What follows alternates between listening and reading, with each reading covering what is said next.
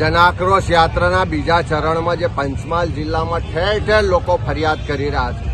એક બાજુ ભાજપના જિલ્લા પ્રમુખ સહિત ભાજપના નેતાઓ મનરેગા યોજનામાં કરોડો રૂપિયાનો ભ્રષ્ટાચાર કર્યું છે, મટીરિયલના નામે લૂંટ ચલાવી છે.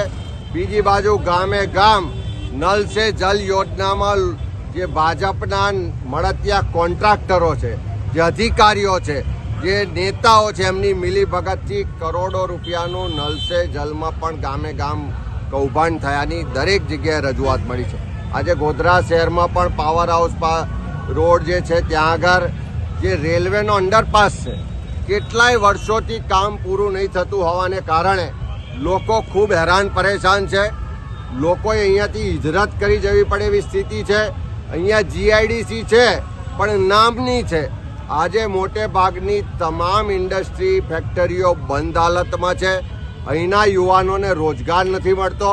ત્યારે વિકાસના બણગા ફૂંકતી વાઇબ્રન્ટ ગુજરાતની વાતો કરતી ઇન્ડસ્ટ્રીમાં અમે અગ્રેસર છે એવી ગુલાબી પિક્ચર બતાવતી સરકારને મારે કહેવું છે કે એકવાર ગોધરાની જીઆઈડીસી જોવા આવો.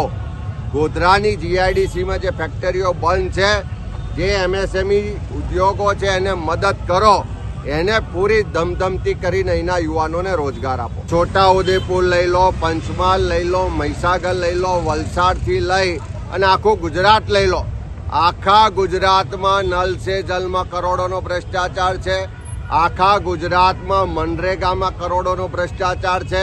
અને આ ભ્રષ્ટાચાર કરવાવાળા બીજા કોઈ નહીં, ભાજપના નેતાઓ, એમના મળતિયા અને એમના જે વાલા અધિકારીઓ છે, આ બધા જ ભેગા થઈને ઉઘાડી લૂંટ ચલાવી રહ્યા છે.